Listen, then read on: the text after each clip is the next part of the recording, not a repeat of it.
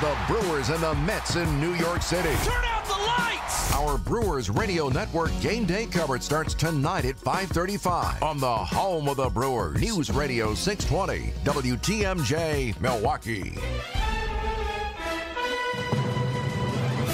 At 10:01, it's 70 degrees, on our way up to 83. Mostly sunny skies, less humid, beautiful day. From the WTMJ Breaking Newsroom, I'm Greg Matzik.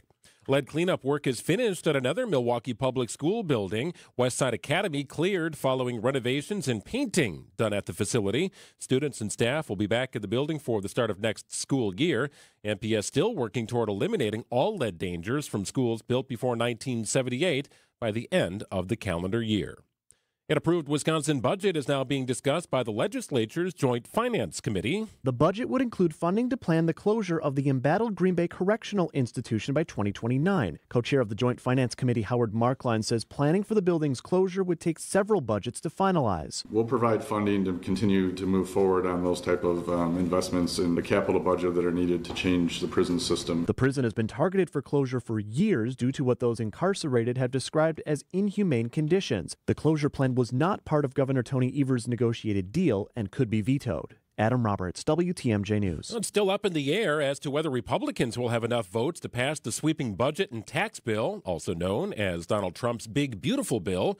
Vice President J.D. Vance at Capitol Hill today, ready to cast a tie-breaking vote if needed. ABC's Rachel Scott. The bill would also still have to pass the House, where its fate is even more unclear. Just hours after announcing he will retire at the end of this term, House Republican Don Bacon sounding the alarm about those Medicaid cuts and signaling he may not support the bill. There's a lot of us on the House side that are worried about with the Senate bill, and I think we'll have a hard time passing with some of the provisions that the Senate's put in there. Meanwhile, Wisconsin Senator Tammy Baldwin, speaking on the Senate floor, says as it's currently written, the so-called bill will exacerbate already existing problems within the state's health care system. In Wisconsin, we are already in a crisis when it comes to getting good health care in our rural communities. The system is broken, and this bill is destined to make it only worse. Medicaid covers about 15% of Wisconsin adults under 65 in both rural and urban areas. And supporting Milwaukee police officers as members of the force cope with the loss of Officer Kendall Corder. President of the Milwaukee Police Association, Alexander Ayala, tells Wisconsin's Afternoon News. We have a wellness team, and they're going to be bombarded probably the next coming weeks and months. So we do have a really good system here. Obviously, the city offers other services, but, we got to rely on each other to make sure that other coworkers, other officers, other detectives are checking in, that your supervisors are checking in on you. Corder died Sunday after he and his partner were shot in an ambush attack on Thursday of last week. Details for his funeral have not yet been released. Time for news about your money. The WTMJ Annex Wealth Management Market Update. A mixed bag here. The Dow is surging up about 300 points at 44,390. NASDAQ off about 180 points today at 20,192. S&P 500 down about 15 at 6190. Annex Comprehensive Wealth, Annex Private Client, Annex Ignite. Financial planning at every level. For details, visit annexwealth.com. Sports, traffic, and weather are next. Outdoor Living Unlimited. WTMJ News Time is 10:04. Make your next family trip one for the history books at Old World, Wisconsin. Set against the natural beauty of the Kettle Moraine State Forest, you'll enter a one-of-a-kind place where the modern world fades away. Explore authentically restored homes, farms, stores, and workshops representing more than a century of Wisconsin history. Meet heritage farm animals, visit a one-room schoolhouse, lend a hand in the blacksmith shop, ride a high-wheel bicycle, and so much more. Travel through time and the stories of America's heartland. Get your tickets at oldworldwisconsin.wisconsinhistory.org. Cheese doodles, Mr. Nougat Bar. Oh, here we go. 4-door hatchback. Some things are fine to buy from a vending machine, but a car's not one of them. That national online company makes it seem convenient, but it won't be so convenient if you have a problem with the vehicle you buy. And if it's after 7 days, good luck. Adam member dealers also let you search online, plus test drive the vehicle before you buy it. And they're right here to handle any issues. What? The car's stuck. No! Start your search at adamm.com. We're fired up for the 4th at Fleet Farm with deals that'll help you celebrate in style. Save $200 on a Traeger Woodridge pellet grill. On sale now for $699.99. Stay hydrated with 8 packs of Gatorade, 2 for $15. And get 1-gallon 4-packs of Liquid Pool Shock for just $14.99. Get ready for Independence Day with these specials and more at your local Fleet Farm. And check out all the items in our weekly ad, backed by our best price guarantee at fleetfarm.com. From the post-game show to the morning show, there's no rest for baseball and Dominic Cotroneo. I was like a kid on Christmas Eve. I couldn't sleep last night. I was just so excited to get ready to watch games that count. Dominic Cotroneo is our Brewers 360 guest every Monday morning at 8:45 on Wisconsin's Morning News. There are some roster decisions I do want to break down here, and then we'll get into the lineup. Brewers 360 is sponsored by Outdoor Living Unlimited and Big Fish Contracting. Time for WTMJ Sports Update from the Gruber Law Office's One Call That's All Sports Desk. The NBA free agent window is open. The Bucks active in re-signing guards Gary Trent Jr. and Kevin Porter Jr. The Bucks also bringing back forwards Bobby Portis and Taurean Prince. Free agent center Brook Lopez agrees to a 2-year, $18 million deal with the Los Angeles Clippers. And the Brewers begin a 6-game NL East road trip beginning tonight with the first of 3 against the Mets in New York. Coverage begins at 5:35 on WTMJ. Taking a look at your roads at WTMJ Time Saver Traffic Update. Usual slowdown spots here, not really due to volume, more so due to construction in the area. 41, 45 northbound delays begin around Watertown Plank. Will take you up to about Burleigh, maybe a little closer to Hampton Avenue. Working your way southbound, those delays begin just north of Good Hope, and it'll take you about Burleigh before things clear up. Kind of your usual slowdown spots, about a 3-minute delay headed north, about a 4-minute delay heading south. Otherwise, you're moving about rather comfortably on the roads here this morning. Beautiful day today. Humidity a little bit lower than it's been the last several days. A high of 83 degrees. No threat of rain. Lots of sunshine. Beautiful day. Tonight, it'll be clear and comfortable with a low of 63 degrees. Tomorrow, warm again with a high of 87. Partly cloudy, just a slight chance of a storm. And looking ahead to Friday, partly cloudy, warm and humid, and a high of 90. Right now in Hartford, it's 74 degrees. Eustisford, 72. It's 79 in Hills Corners and 67 at the Avenue. I'm Greg Matzik, Outdoor Living Unlimited. WTMJ News Time is 10:08. Broadcasting live from the Annex Wealth Management Studios at the Avenue. It's time for Point Taken. Here are your hosts, Steve Scaffidi and Kristin Brey. Oh, good morning, everybody. Happy Tuesday, or Hump Day Eve, as I like to call it. I just love it. The glimmer in your eye. Oh, you can see that. Squeeze it in there. It's kind of a special hour because my next guest, our guest, has been on the show many, many times, but not with you, Kristin Brey. First time. Yeah, Rick Esselberg, president of Wisconsin Institute for Law and Liberty, joining us in studio for the full hour. Thanks for being here.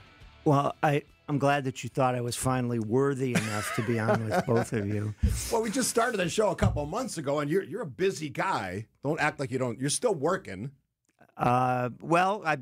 Although your wife says at you least shouldn't ostensibly, be. yes, my wife does say it should be. And I hope your summer's going well. Let's get right into it. We were talking before the show. A lot of the conversation about deportation, and now there's the big story in Florida, of course, with Alligator Alcatraz and all these places where they want to hold people. There's been court decisions about this, and it has to do with the subject of due process. And I'm pretty sure, because we've had the conversation before the show, that you are a big fan of due process, but there are other people in this country who say, you know what, they're here illegally, get them the hell out of there, we don't need that. Your thoughts? Well, I think legally that's wrong. I think if you read the constitutional text, due process rights apply to any person. And if you think about it for a moment, it would have to be that way. We don't want to have a society where the government can simply snatch somebody up, say they're here illegally, and then do with them whatever it will. That would be tyrannous, and it would be susceptible to abuse. So I think that there has to be due process in deportations. You have to follow the law that governs the deportation process. I should emphasize, however, that does not necessarily mean that you would have a legal proceeding that would go on for years, or that you would have a trial that looks like the trials that we see on television. It might be a very summary proceeding, but what you have to do is you have to give people notice and an opportunity to be heard and to say things like, I'm not the guy that you say I am. I'm not deportable, and raise any other legal defenses that they might have. Now, the response that I get sometimes to that is, well, okay, that's fine under ordinary circumstances, but there are however many persons in the country unlawfully, like 20 million, whatever. There's all sorts of numbers that get thrown around, but it's a big number. It's the president's argument I hear is also, well, they didn't come here legally, so why do they deserve the same protection? Right, but again, that is a category error by the president, because the whole purpose of due process is to find out if they are here illegally and whether or not, as a consequence of that, they are deportable. And so you can't assume your conclusion and then use it to justify the absence of due process, as I'm sure you agree, actually. But the argument is made, well, yeah, but you can't do this with 20 million people. And I think the answer to that is that it really isn't possible to deport 20 million people. You can't find 20 million people, right? You couldn't even really round them up. And so I think that there's going to have to be a nuanced approach to this. I don't have any particular problem with the notion that if somebody is in the country unlawfully, they should have to go. On the other hand, I think that there are really serious prudential arguments that maybe that isn't what you do, that what you do is you focus on, those persons who present some type of a, threat to the community because, they've been convicted of a violent crime or something like that. So that this argument that, well, we can't get rid of 20 million people isn't really a valid objection to due process, both because of the law and because you're not going to deport 20 million people anyway, under any circumstances. But you and I both have heard from conservatives. You hear about it, in your daily life on Twitter and all the other places you interact with people at events and stuff. We don't want them here. We don't care about due process. I guess I don't know what to tell those people anymore. The Supreme Court deliberated this. They basically said unanimously, right? Due process exists. April 7th was the decision. That's enough for me. Right. But that's not atypical, right? I mean, one of my soapbox items, and I have a whole speech that I give on this, is that I think both the left and the right have become illiberal, and not illiberal in the sense that, of the Democratic Party platform. That's one way in which we use the term liberal, but I mean more the classical liberal, limited government, respect for property rights, respect for individual freedoms, due process, freedom of speech, the whole 9 yards. And those are always subject to popular pressure. In fact, that's one of the reasons that they're constitutional rights. We made them constitutional rights because we don't want to make them subject to the whims, the transitory whims, really, of a political majority.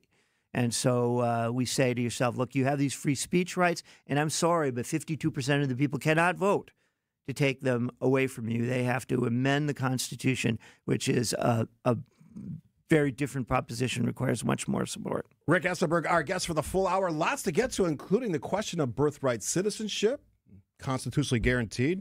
President argues with that. Kristin, Brey, Steve Scaffidi. Point taken on this Tuesday on 620 WTMJ.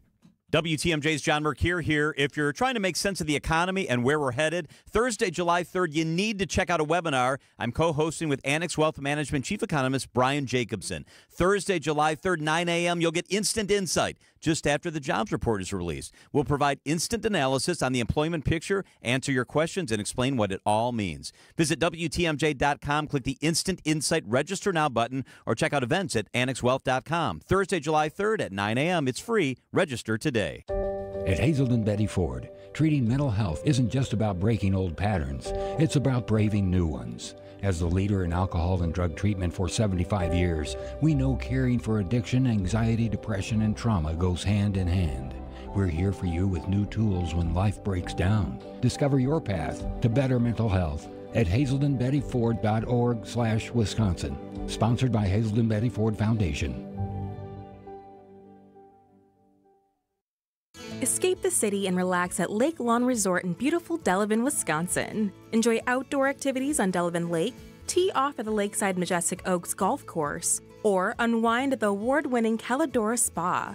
With both indoor and outdoor pools, there's fun for the whole family. Take a cruise on the Lake Lawn Queen, explore stunning shores and historic landmarks, and enjoy delicious food and drinks on board. Book your stay today at lakelawnresort.com, where everything is better at the lake. Brew Crew Tuesdays are back on July 1st. Turio sends it deep to left, and there she goes! Catch the Brewers on local TV as they battle the New York Mets. And Yelich launches one deep right center field. Forget about it. Oh, my goodness, third deck. This edition of Brew Crew Tuesdays is presented by Construction Business Group. Tune in July 1st at 6:10 on Fox 6 in Milwaukee, or check your local listings to watch the game.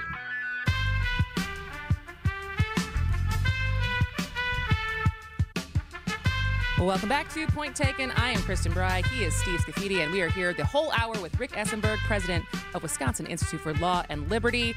And moving on to, I think, what was kind of the marquee case that everyone was waiting for at the end of the SCOTUS term last week. We talked about it a little bit with Jim Santel and Mary Kuhnmensch the day that it came out. But Trump versus CASA, so basically the birthright citizenship case that wasn't really decided anything about birthright citizenship, but did decide kind of on universal injunction.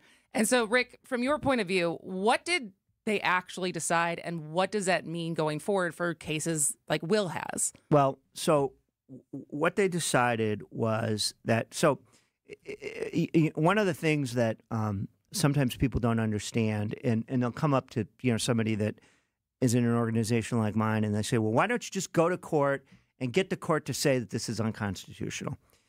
Well, I can't do that unless I have a client who's been harmed by what's happening and has standing to assert those claims in a cause of action. It's a little bit because courts decide cases. They just don't pronounce on issues.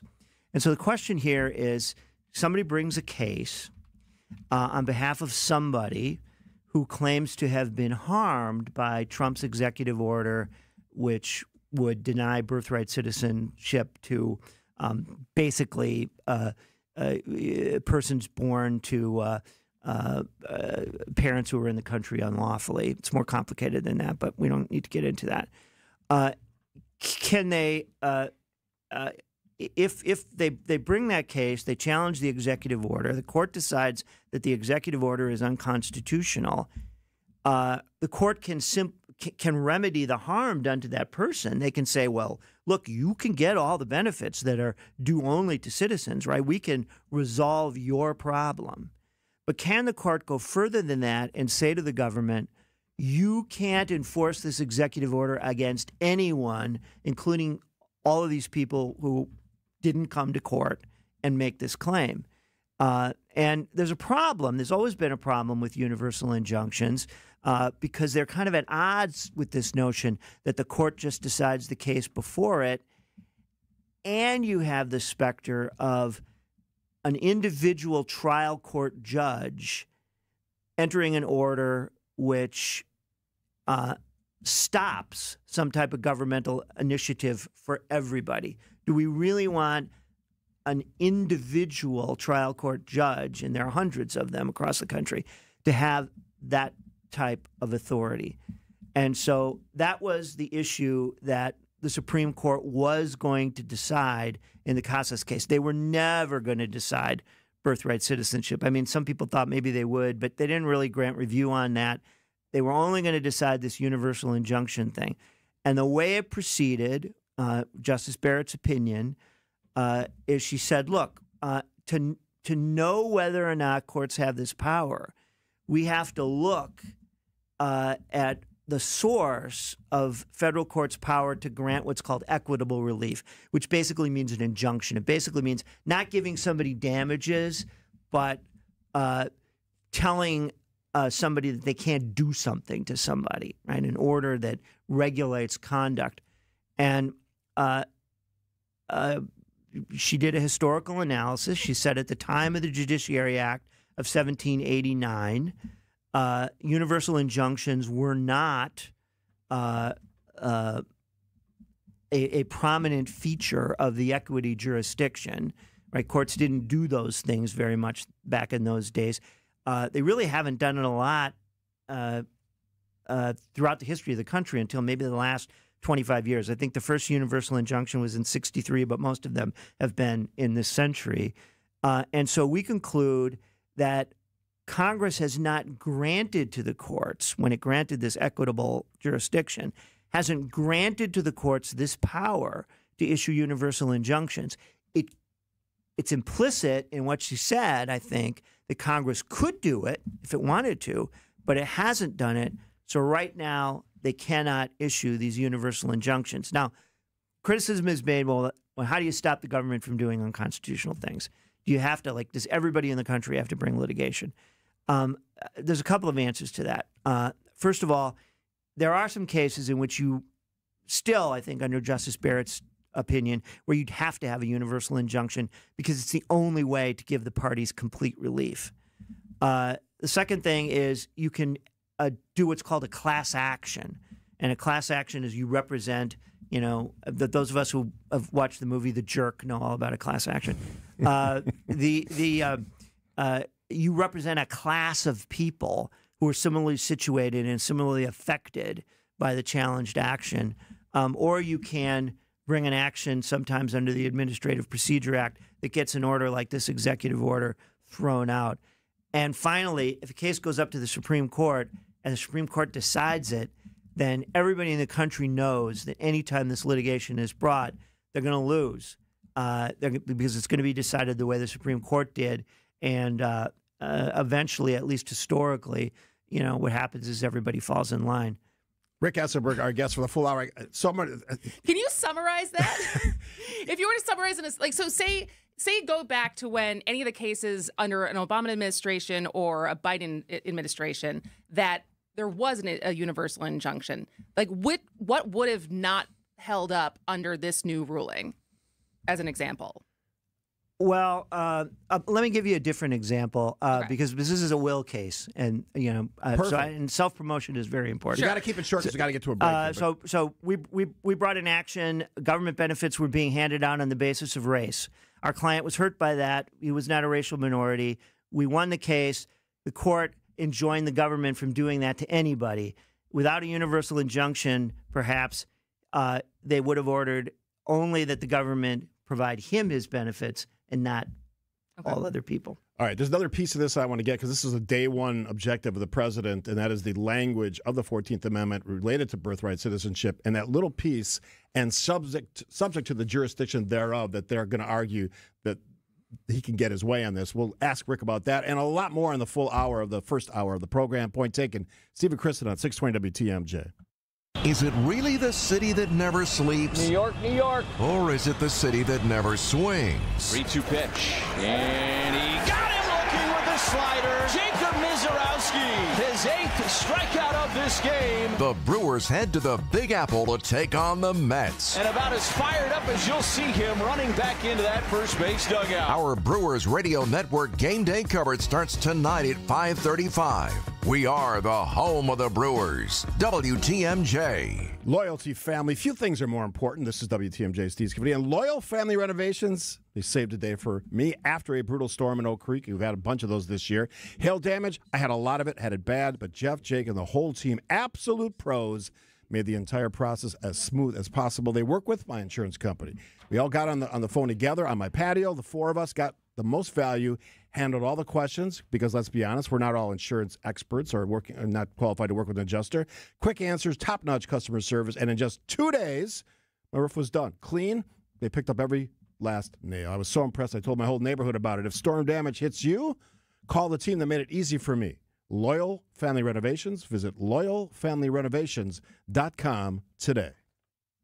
It doesn't get any headlines just to be silently good. Big Fish Contracting, we say renovating homes, redeeming an industry. It's so much more than just, okay, we're replacing your roof. We're not only educating homeowners, but we're getting to know them and allowing them an opportunity to get to know us. And there's just such beauty in it, you know? If anyone is considering reaching out to us, or you can check us out on our website, bigfishcontracting.com. WTMJ's Eric Bilstead here. How's the knee feeling? Still bothering you? Or the back? Is the back still barking like ever? Is it bad enough where you're not even enjoying the summer because you're not doing what you want to do because of the achy joint pain? You're stuck. And now you're hearing, yeah, maybe you're going to need surgery. Well, maybe not. You really should try calling QC Kinetics, the leaders in regenerative medicine. QC Kinetics uses treatments like advanced cellular therapy and platelet-rich plasma, all designed to actually help your body heal itself. No knife, no drugs, no downtime, and no masking of the pain. It's at least worth calling for a second opinion. Call QC Kinetics today. It's 414-285-3474. That's 414-285-3474. Meet with the team and let them explain firsthand how QC Kinetics can help you enjoy your summer. 414-285-3474. Call QC Kinetics today.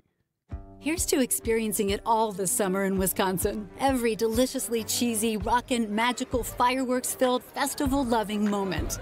There's Cheese Curd Fest in Ellsworth, Strawberry Fest in Cedarburg, Festival of the Arts in Stevens Point, and the Renaissance Fair in Bristol, Honor the Earth Powwow in Hayward, Mile of Music in Appleton, Venetian Fest, Brat Fest, Summerfest.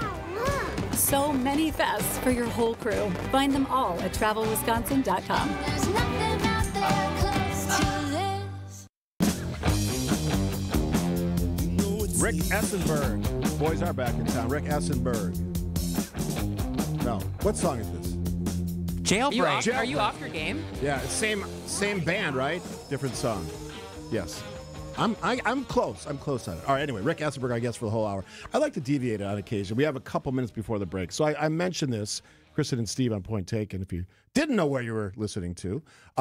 These words in the 14th Amendment, Section 1, and subject to the jurisdiction thereof, seem to be what the lawyers, representatives of the president, are hanging their hat on to sort of throw out something that's constitutionally guaranteed. You're a legal scholar. You've argued cases in front of the Wisconsin Supreme Court and elsewhere. What do you make of this argument or those words? Is there a sort of a gray there or no? Well, the question is, what does it mean? Subject to the jurisdiction thereof. Does it mean that you're here in the country and the government can do things to you? It can take jurisdiction over you if you break a law, something like that. Or does it mean that you owe some allegiance to the government? There's other ways that you can analyze it too, but basically, there's own case, Kim Wong-Ark, from the late 19th century. It says that it certainly applies to people who are the children of aliens or persons who are foreigners or not, who was born in the country. It didn't really get to whether or not they're here unlawfully or not, because for a lot of our history, that wasn't really a big deal. Right. People just came. There's a case from 1982 which suggests it does apply, and so if the birthright citizenship gets up on the merits, they will be addressing this question of what these words mean. Historically, though, they've typically been assumed to mean that they apply to anyone who's born in the United States, except the children of foreign diplomats and those who are here by invasion. That is, if Mexico invaded the United States and two of the soldiers had a kid, they wouldn't become a United States citizen. Well, we don't have enough time to get into this, but I was going to say, isn't that one of the claims he's trying to make right now, is that we're being invaded? Yes. Right, but that is maybe a metaphorical use of the term. Got it. Even the Constitution can have some gray, like well-regulated militia. Always concerns about that little phrase that causes people some turmoil. Well, and I was going to say, do you feel like, because when Bill McCoshen was here on Friday, we got to hurry up, but maybe think about this and we'll come back to it, as far as the argument that, well, when they wrote this, they were talking about enslaved people. And is there any legal argument for that? So we'll get back to that. Yeah, lots to get to, including some breaking news that Greg Matzik is going to inform us about. Some big Bucks news. not to steal his thunder or his Kinda bucks. I kind of did already. We got local news, of course, and then here's now the latest from ABC News. ABC News, I'm Sherry Preston. The Senate expected to vote sometime soon on the Trump budget bill. Republicans have been debating it for more than a day now, nonstop. They're trying to scrape together enough votes to get the spending package passed.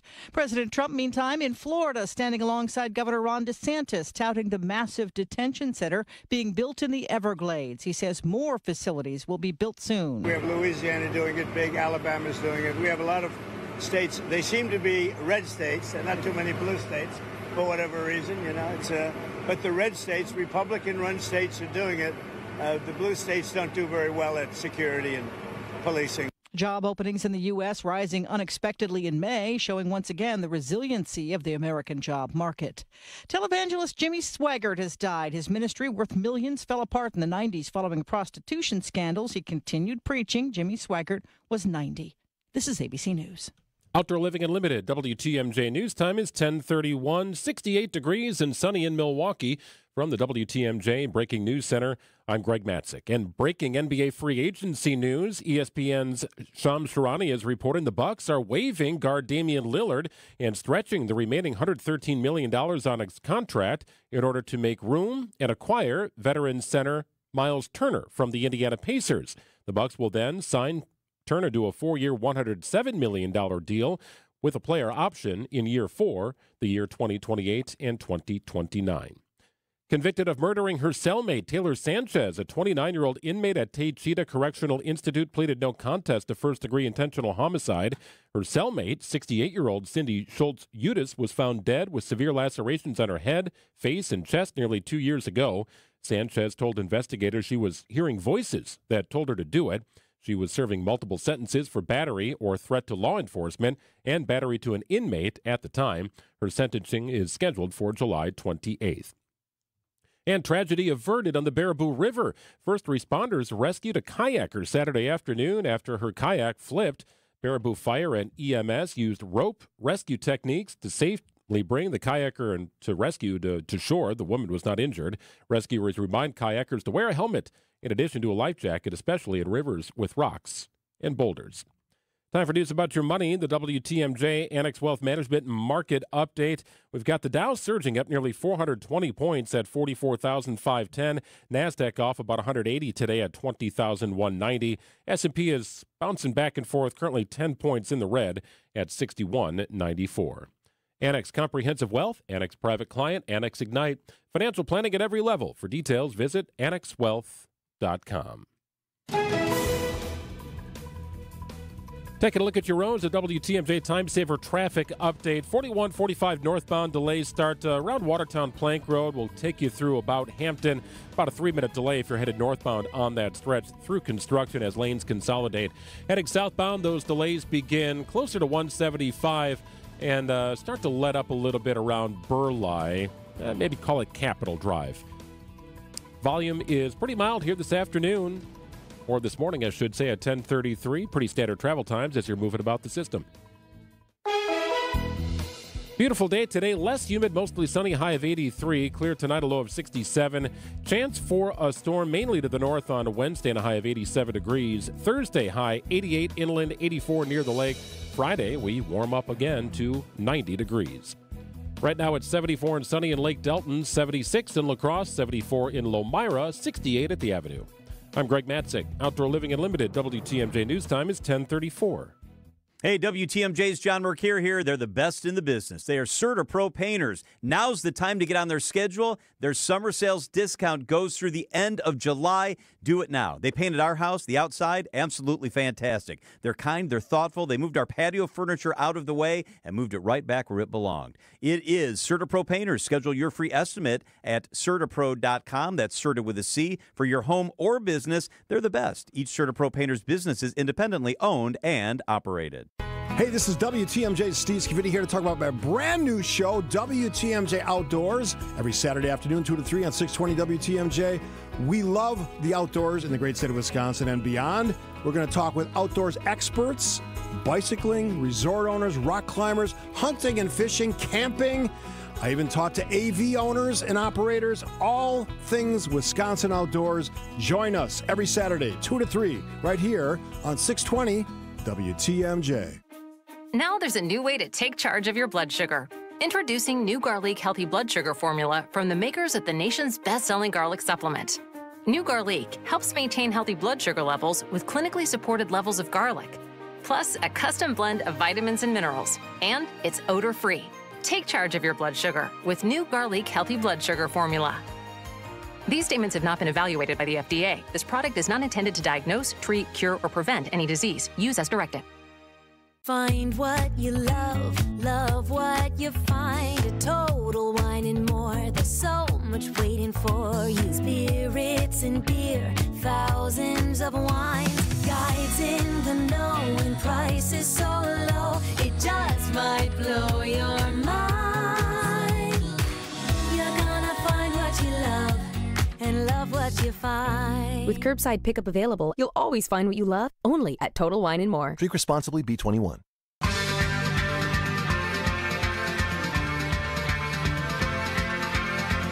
Welcome back to Point Taken. I'm Kristin Brey. He is Steve Scaffidi, and we are talking to Rick Essenberg, president of Wisconsin Institute for Law and Liberty. He's been here with us for the first half hour. He will be with us for the rest of this hour.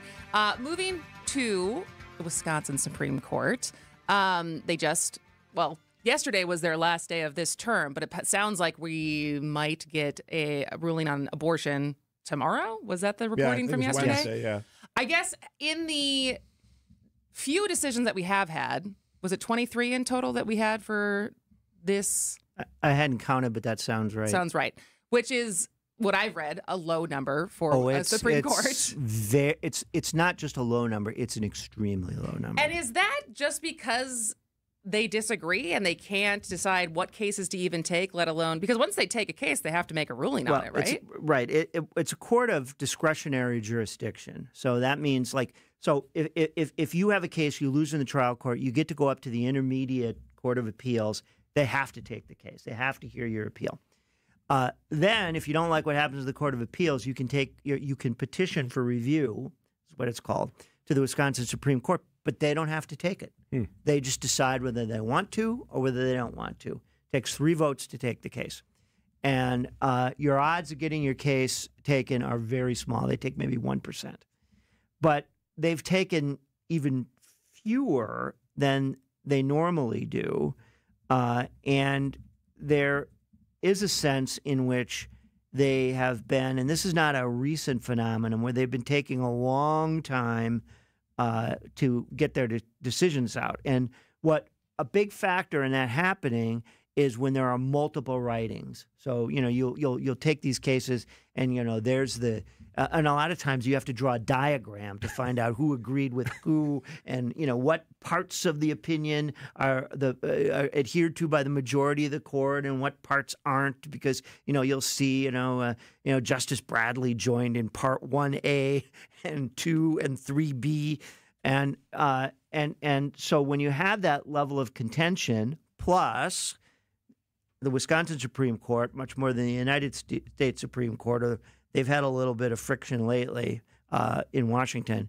The opinions are heated, right? And people are really going after one another, which prompts the person that they've gone after to write back at them and respond. And so you have opinions that are going back and forth between the chambers, and all of that takes time. As somebody who's argued cases for the Wisconsin Supreme Court, what do you make of that? I mean, this pettiness, this back and forth, this arguing amongst the judge.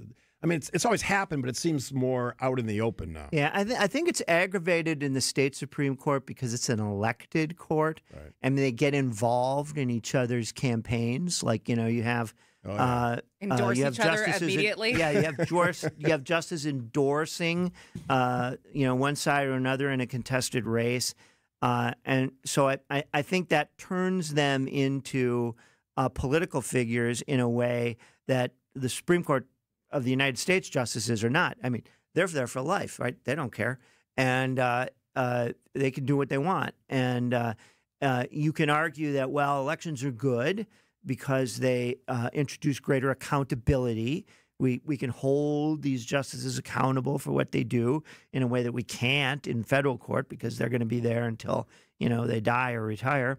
But accountability and independence are in tension with one another. Too much accountability, the more accountability you have, sometimes that means the less independence.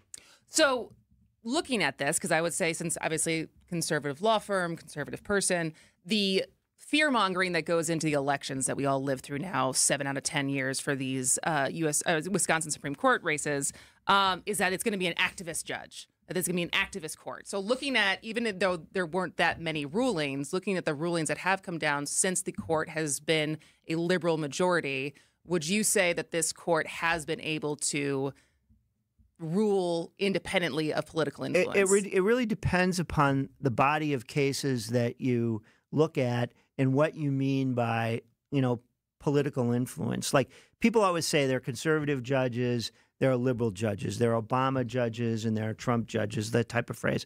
And I think it's absolutely true that you have judges who have differences in in judicial philosophy. They differ about how you approach cases. They differ on what the purpose of the Constitution is. And that context is then very important in how they decide controversies that arise under it. And so it's not crazy to say that there are these differences, but I also don't think that those differences are illegitimate. I think that those differences are inevitable, given the various approaches to the law that these justices take. The mistake that you can make is when you think that this means that they're just going to vote for my side. If I elect a liberal, they're just going to take the Democrat side in everything. Or if I elect a conservative, they're going to take the Republicans side in everything. They don't do that because judicial conservatism or judicial progressivism doesn't translate precisely into the political variations of that. And all judges have to adhere to the disciplines that lawyers follow. Otherwise, they sort of lose respect and standing within the profession, and they don't want that to happen. Sounds like you're describing Justice Brian Hagedorn. I don't agree with everything that he does. I always say that... I don't agree with anything everyone does. I always say that half the time Monday Rick doesn't agree with Friday Rick. But I think he's trying to do his best. All right. That was sort of an endorsement, I think. I'm a big fan. Anyway, that's my opinion in 10 seconds or less. It's 10:43, 620 WTMJ. U.S. Supreme Court. They've been busy, sort of, although I would argue they're slow rolling some stuff as well. We'll get to that with Kristin and Steve, point taken, 620 WTMJ after this.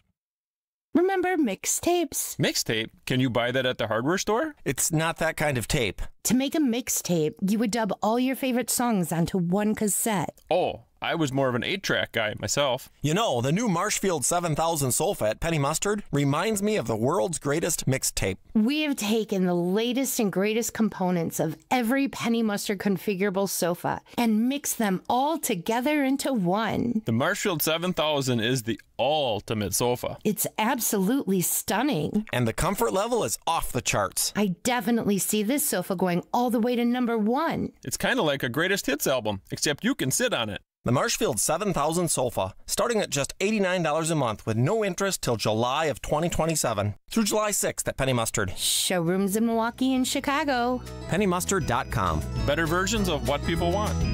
Penny Mustard Furnishing.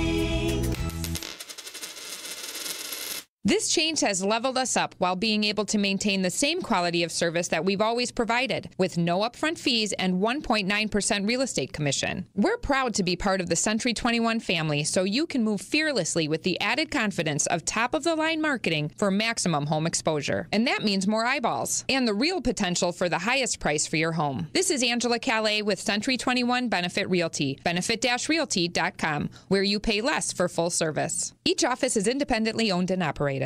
With the ability to market luxury homes on a higher scale than ever before, Century 21 Benefit Realty has taken a huge step forward to tap into a global network of buyers. Maximum exposure to spotlight your unique home with our fine homes and estates marketing so you can sell it for the highest price. And with no upfront fees and 1.9% real estate commission, you win. This is Angela Calais with Century 21 Benefit Realty, benefit-realty.com, where you pay less for full service. Each office is independently owned and operated. No one wants to leave behind stress for their family. That's why a trust or a will is so important. Without one, your assets might go to the wrong people or leave out loved ones. Also, probate is long, expensive, and often avoidable with a revocable trust. Trustandwill.com makes it simple to create a personalized estate plan. A trust or will provides clarity and peace of mind. Get 20% off on your estate plan documents by visiting trustandwill.com/radio.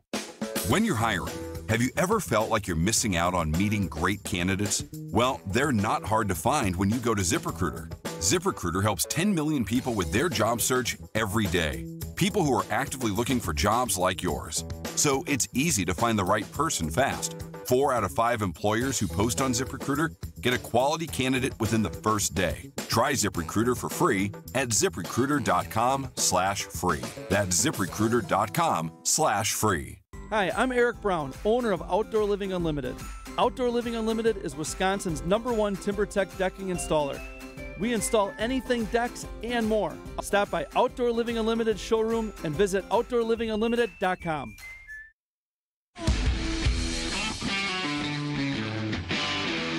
Rick Essenberg in studio. He is the president of the Wisconsin Institute for Law and Liberty. And I always enjoy the conversations. Rick, Kristin, Brey alongside. As always, on Point Taken, U.S. Supreme Court. It's wrapped it up for the year, although I guess stuff still comes out eventually, and they take a break, do whatever justices do. Well, no, they're done with everything they argue. They're done with everything they argued. However, if emergency applications come up, like, for example, the birthright citizenship case so coming back, they will have to come back from their summer vacation, which means Clarence Thomas, who drives through the United States in an RV, will have to find an internet connection paid somewhere. for by somebody else, and he didn't declare that. All right, so of this body of work of the 2025 Supreme Court session, what stands out to you? What are the cases? What are the rulings that said, oh, that's interesting? Well, I think there's 2 points you need to make. First of all, a lot of people say that the current majority in the Supreme Court is sort of in the tank for Trump. That's never been true. I mean, if you look back at what's happened, and Trump knows it's not true.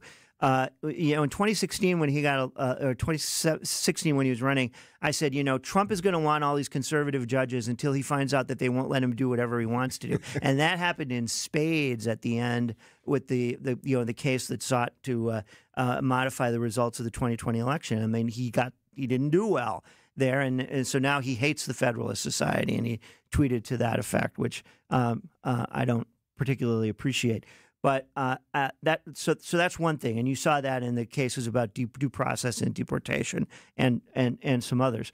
On the other hand, I think that the cultural left had a really, really bad month of June, in that a lot of I think sort of key concepts got rejected. In Scaffidi, you got the court saying that laws that regulate on the basis of transgender cannot be presumed to regulate on the basis of sex. It seems pretty clear from that opinion that transgender status is not going to be a protected class under the Equal Protection Clause, which entitles those distinctions to heightened scrutiny. You have the Ames case, which basically say that a discrimination case is a discrimination case, and there isn't a heightened showing that has to be made by a plaintiff who is a member of a group that's deemed to be the majority group. Like, in this case, it was a white heterosexual female. You don't. So that's another one. You have the Catholic Charities case, which came out of Wisconsin. Tell people about that case so they don't. So this is the Catholic Charities of Superior, and the issue in the case was the application of Wisconsin's unemployment confiscation scheme. You employ unemployment tax on the employer to fund the unemployment system unless the organization that you're seeking to tax is run by a church for religious purposes. Catholic Charities is run by a church. Question is, is it for religious purposes? The majority of the Wisconsin Supreme Court, a majority of actually unanimous Court of Appeals, took a very narrow view of what religious purposes means. It basically said, well, you're not restricting the services that you provide to members of the church. You're not proselytizing while you provide them, so that's not for religious purposes. Catholic Charities comes back and said, look, we have a religious obligation. Our faith tells us to reach out to everyone, regardless of whether they're Catholic or not, and we are motivated by our faith to do this. It was, I think, unusual for the Wisconsin Supreme Court to look behind that claim, but it did. And when the case got up to SCOTUS, the Wisconsin Supreme Court was reversed unanimously, which that was the case in Ames as well. Real quick, because we got to get to break, so we can ask you the last question of the show, which I'm really looking forward to.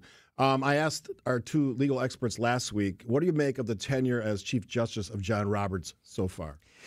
He's an institutionalist. He wants to go very incrementally. He doesn't want the court to get too far out in front of politics. He's not making political decisions, but he's trying to be very, very cautious around politics. Sometimes when he does that, though, he's so cautious that what he does is logically flawed, right? It's hard to make a good legal argument for it. And I think, ironically, when he does that, he makes the court look more political rather than less. I think that's brilliant analysis. Rick Essenberg, president of the Wisconsin Institute for Law and Liberty. Big question. Think about it during the break. You're a real conservative. I know that. Audience should know that. But is Donald Trump a conservative? We'll discuss after this on 620 WTMJ. WTMJ's John Mercure here. If you're trying to make sense of the economy and where we're headed, Thursday, July 3rd, you need to check out a webinar I'm co-hosting with Annex Wealth Management Chief Economist Brian Jacobson. Thursday, July 3rd, 9 a.m., you'll get instant insight just after the jobs report is released. We'll provide instant analysis on the employment picture, answer your questions, and explain what it all means. Visit WTMJ.com, click the Instant Insight Register Now button, or check out events at AnnexWealth.com. Thursday, July 3rd at 9 a.m. It's free. Register today. For over a century, local radio has evolved with the needs of the community. From politics to pop culture, we keep you informed, bringing you the most relevant news, online, on air, and on the go. You have trusted us with your news, sports, weather, and entertainment. Trust us to keep moving with you. Text radio to 52886 and tell Congress local broadcasting is here to stay. Loyalty, family. Few things are more important. This is WTMJ's Steve Scaffidi, and Loyal Family Renovations. They saved the day after a brutal storm in Oak Creek. Hail damage, yeah, I had a lot of it. But Jeff, Jake, and the whole team, absolute pros, made the entire process smooth as can be. Let's be honest, not everyone knows how to deal with adjusters. They handle all the questions, quick answers, top-notch customer service. In just 2 days, my roof was done. If storm damage hits, call the team that made it easy for me. Loyal Family Renovations. Visit loyalfamilyrenovations.com. Hi, this is Rejuvenex founder Richard Salinas. And I'm a consumer just like you. And my ears perk up for pain relief messages just like you. But some of these ads... Since I started taking this natural supplement, within weeks, my pain is completely gone. I mean, come on. Give me a break. The truth is, there are imbalances in your body causing your pain. And there's physical therapy, which we are highly skilled at, that can improve imbalances. And there are alternative pain solutions. But not all of them are proven, safe, effective, or affordable. At Rejuvenex, the effectiveness of Toradol joined with hyaluronic acid has been proven. Our treatments are affordable, FDA approved, safe, and they're powerful medicines. They calm inflammation and cushion joints, and they can make your pain go away. Alleviate your pain, rejuvenate your life. Go to rejuvenex.com to request your free pain evaluation. Hey, Ripon, big news. Tyson's is opening this fall. Shop trusted brand names for home, farm, auto, pet, tools, and home improvement all in one place. And count on personal customer first service every time you walk in. Check us out at Tysons.com. Hey, it's Vince Vitrano from Wisconsin's Morning News. It's baseball season, which means Brewers 360 is back every day at 8:40. Sponsored by Outdoor Living Unlimited. Every day, all season long, we're joined exclusively by Brewers guests, including manager Pat Murphy and more. So Murphy, as we're wrapping up our interview. Great talking. We really enjoyed it, okay? I was like, you did? Is he just in a good mood, or what'd y'all do to Murph? Brewers 360 is sponsored by Outdoor Living Unlimited and Big Fish Contracting. WTMJ, W277CV, and WKTI HD2 Milwaukee. From the Annex Wealth Management Studios, this is News Radio WTMJ, a Good Karma brand station. All right, we got about 2 minutes left with Rick Essenberg, president of Wisconsin Institute for Law and Liberty. And Steve's, you want to ask your question? All right. You were so excited about asking? I love having Rick Essenberg because Rick sort of defines conservatism to me, something that I don't think we have enough appreciation for true conservatives. I just saw a thing about Ronald Reagan on, it was either 60 Minutes or CBS Sunday Morning, about actually someone who demonstrates those values. But people call Trump a conservative, President Donald J. Trump. Do you think he's a conservative? No, I don't. I think he has some conservative instincts, and his whole appeal, and we could argue about to what extent he truly believes in it, is populist. Populism always plays on public resentment about something. In this case, it's a resentment of elites, some of whom sort of embrace the assumptions of the cultural left. And so as a result, Trump tends to impose that. There are some conservative elements of that.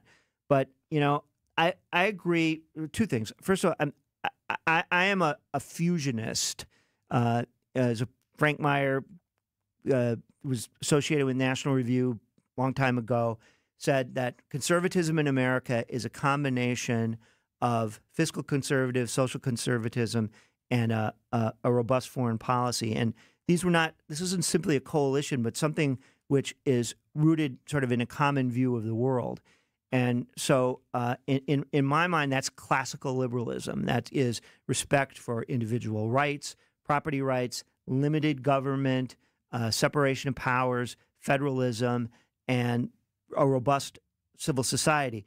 It has to be combined with a commitment to civic virtue, because freedom doesn't work unless people are sort of formed for freedom and they have a certain consensus about what is and what isn't possible.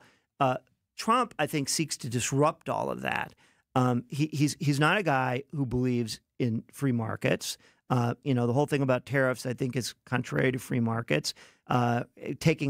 Basically having the government control U.S. steel is not consistent with free markets. His commitment to individual rights is very is very idiosyncratic. Depends upon whether it helps him or not. And it's hard to say that he's committed to the rule of law rather than wanting judges to sort of be loyal to him personally. I think that's fundamentally anti-constitutional. I think it's fundamentally anti-conservative. And while I understand that conservatives might decide, look, if I got to choose between Donald Trump and Kamala Harris, I guess I'll go with Trump because maybe he'll do less damage than she would.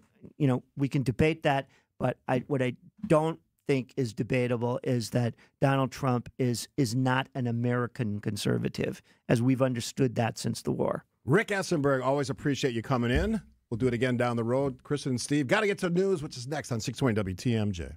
Is that knee, hip, or shoulder pain not getting any better? Are you stuck in a cycle of steroid shots and now they're talking surgery?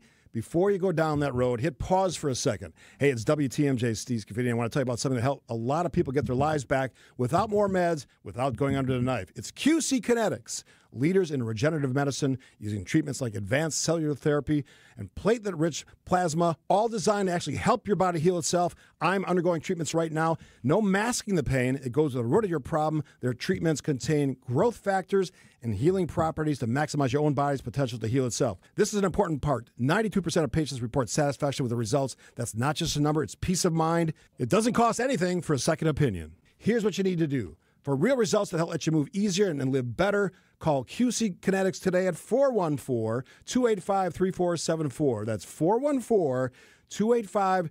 888-3474. Real results that will make you move easier and live better. That's QC Kinetics. Amish outdoor furniture with poly and wood available. And that poly is the richest of outdoor furniture. It's just about indestructible and will virtually last forever. At Erickson's, we have poly furniture in abundance, so you're guaranteed to see a great selection. The beauty of it is you can put it outside all year round and not worry about it, because the color runs all the way through, so it doesn't fade, and minor nicks and scratches won't hurt the look. Erickson's Landscape Supply. For an abundant selection of poly and wood Amish outdoor furniture, visit ericksonslandscapesupply.com to see our entire selection. You'll be hard-pressed to find a better selection of metal yard art than we have here at Erickson's. Anything from natural and painted metal signs to painted roosters from 1 to 6 feet tall. Natural steel flying ducks and cattails. Cute little frogs, geckos, pigs, flamingos, and goats. And palm trees. The list is endless. And that's why you come here. Erickson's Landscape Supply, right on Spring Street in Union Grove, where you'll find a fantastic array of artisanal metal yard art. Visit ericksonslandscapesupply.com to see our entire selection. Or better yet, drive on over and take a gander at the goods. Whoa, whoa, whoa. More fiber? What? Down here, buddy. It's me, your spoon. Constipation with belly pain still coming back? Yeah. Talk to your doctor. It could be irritable bowel syndrome with constipation, or IBS-C, but Linzess could help you get ahead of it. Linzess linaclotide is a prescription medicine that treats IBS-C in adults. It's not a laxative. It's a once-daily pill that helps you get ahead of your symptoms. It's proven to help you have more frequent and complete bowel movements and helps relieve overall abdominal symptoms, belly pain, discomfort, and bloating. These symptoms were studied in combination, not individually. Do not give Linzess to children less than 2. It may harm them. Do not take Linzess if you have a bowel blockage. Get immediate help if you develop unusual or severe stomach pain, especially with bloody or black stools. The most common side effect is diarrhea, sometimes severe. If it's severe, stop taking Linzess and call your doctor right away. Other side effects include gas, stomach area pain, and swelling. Talk to your doctor and say yes to Linzess. Learn more at linzess.com or call 1-800-LINZESS. They call it the city that never sleeps. But the crew is coming to turn out the lights. Durbin, a drive, left center, deep, see you later! It's the Brewers and the Mets in New York City. Turn out the lights! Our Brewers Radio Network game day coverage starts tonight at 5:35 on the home of the Brewers. News Radio 620, WTMJ, Milwaukee. It's 11:02, mostly sunny today, less humidity, a high of 83. From the WTMJ Breaking News Center, I'm John Mercure. Breaking news in the world of sports. Free agent center Miles Turner's agreed to a 4-year, $107 million deal with the Bucks, according to ESPN.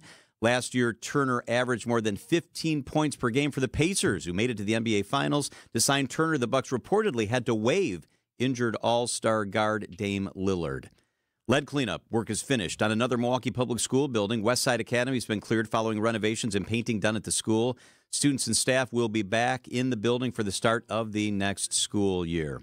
An approved Wisconsin budget's now being discussed by the legislature's Joint Finance Committee. The budget would include funding to plan the closure of the embattled Green Bay Correctional Institution by 2029. Co-chair of the Joint Finance Committee, Howard Markline, says planning for the building's closure would take several budgets to finalize. We'll provide funding to continue to move forward on those type of investments in the capital budget that are needed to change the prison system. The prison has been targeted for closure for years due to what those incarcerated have described as inhumane conditions. The closure plan was not part of Governor Tony Evers' negotiated deal and could be vetoed. Adam Roberts, WTMJ News.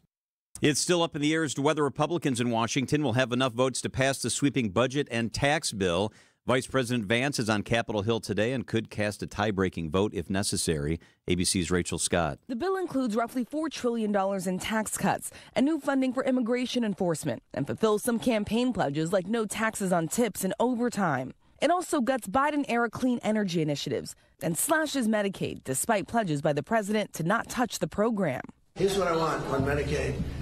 We're not touching anything. The nonpartisan Congressional Budget Office predicting the bill will result in some 11.8 million Americans losing their health coverage over the next decade. And in the wake of Milwaukee police officer Kendall Corder's death, the Wauwatosa Candy Company is selling a sweet treat for a serious cause. Ultimate Confections first created the chocolate badges back in 2019. That's when Milwaukee police officer Matthew Rittner was shot and killed. Pat Murphy is the candy company's owner. So every day since then, we've just continued to do it. So far, Ultimate Confections has raised about $12,000 from the $3 badges. 100% of the proceeds benefit the Milwaukee Police Association's Fallen Hero Fund. Almost more importantly, it lets the police officers and families know that the general public really does back them up. Jessica Ty, WTMJ News. Sports, traffic, and weather up next. Outdoor Living Unlimited, WTMJ News Time, 11:04. Don't think twice. Call Geis. A great way to add value and curb appeal to your home is with a new LiftMaster or CHI maintenance-free garage door. Hey, it's WTMJ's Greg Matzik. A study by Remodelers Magazine reports that the average return on investment is an amazing 82%. Garage doors rank first among all home improvement projects. To see Geis's huge selection of doors, visit their showroom in Brookfield, or you can also visit their online showroom at geisdoors.com. Geis has everything from alley doors to custom wood designer doors and everything in between. Remember, for all your garage door needs, you call Geis at 262-784-4250. That number again, 262-784-4250. It's Geis. Visit them online at geisdoors.com. Don't think twice. Call Geis. An unsuspecting driver at a Milwaukee barbershop. I got an apprentice here shadowing me. I'm gonna put this hot towel on, man. About a good 3 minutes, all right? The apprentice is Donald Driver. So when you come here, you drive? Yes. Your car got seatbelts? Yeah. You wear them? No. Okay, but why not? I don't want to. But do you know you can get a ticket for that? I'm gonna give you a ticket. Bet you wish you buckle up now. Oh my God. Donald Driver can't always be there to remind you. Take it, click it. There we go. Click it or ticket. And let's reduce fatalities on Wisconsin roadways. Sponsored by Wisconsin DOT. True Chicago-style pizza is thin, crispy, and cut into squares. And thanks to Connie's Frozen Pizza, you can enjoy a true slice of the city. You'll enjoy it so much you won't even mind where it comes from. Connie's Frozen Pizzas are made from the same cornmeal crust Connie's has been serving for over 60 years. They're perfectly cheesy, perfectly saucy, and they're exactly what you crave. Get to know the true Chicago style with Connie's Frozen Pizza. Born in Chicago, loved by cheeseheads. Available in a freezer aisle near you. Time for a WTMJ Sports Update from the Gruber Law Offices. One call, that's all sports desk. Breaking this morning, Pacer free agent center Miles Turner, no longer a Pacer. He's agreed to a 4-year, $100+ million deal with the Bucks, according to ESPN, who also says that the Bucks have waived all-star guard Dame Lillard to make the deal happen. Free agent center Brook Lopez, a longtime Buck, has agreed to a deal with the LA Clippers, and the Brewers begin a 6-game NL East road trip, starting with the first of 3 tonight against the Mets. Coverage begins at 5:35 on WTMJ. Checking out your roads. The WTMJ Time Saver traffic, just a couple little minor issues, nothing big. I-43 south at Good Hope Road, the shoulder closed because of a disabled vehicle. We'll keep an eye on the rest of the travel times, which look just about average for this time of day. The WTMJ 5-day forecast. Mostly sunny today, less humidity, a high of 83. Tonight, mostly clear, a low of 67. Wednesday, partly cloudy, a high of 87. Thursday, partly cloudy, a high of 88. Friday, warm, humid, 90. Saturday, still hot, chance for rain, a high of 91 degrees. In Madison right now, sunny skies and 76. In Green Bay, sunny 79. Here in Milwaukee, sunny skies and 75 degrees. I'm John Mercure, Outdoor Living Unlimited, WTMJ News Time, 11:08. Broadcasting live from the Annex Wealth Management Studios at the Avenue. It's time for Point Taken. Here are your hosts, Steve Scaffidi and Kristin Brey. Welcome to the 11 o'clock hour of Point Taken. Well, it looks like maybe our friend Bill McCoshen was correct, just a couple days late. We were bashing him yesterday, like, what are you talking about, Bill? And now a day later, all of a sudden, it's seashells and balloons up there in Budget Madison. within grasp as governor announces tentative deal. Did you see his long proclamation with all the details and all that stuff? The governor seems to think this is a done deal. Just between me and you think it's a done deal? I mean, I don't know. I think yes, but as far as being able to come out and say everything that the Evers is saying and the messaging that's around it, It seems like why would he say that if it wasn't close to a Because there's a done couple deal? no's in the Senate for Republicans, Nass and Kapenga. That means and maybe Hutton, right? And maybe Hutton. So that means so they got Democrats to the table. So who are they? That's what I want to know. Well, and it's interesting. I mean, I think it'd be interesting for LaTanya Johnson, Hesselbein. But yeah, so what Democrat votes did they pick up? And when you look at what they, at least in Tony Evers' announcement of the tentative deal, it includes $330 million for childcare, which is what he had asked for $480 million, and so that's a decrease but a compromise.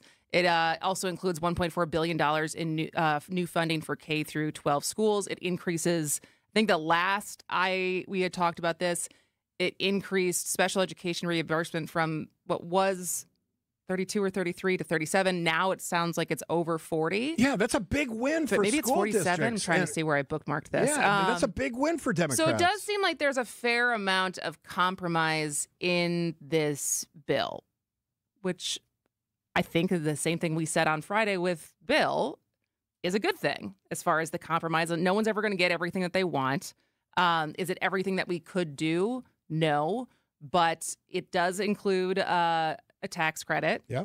It does include, what was it, what was this? Because remember he was talking about the sales rebate? Sales rebate on utility bills. No sales tax on utilities. So payments.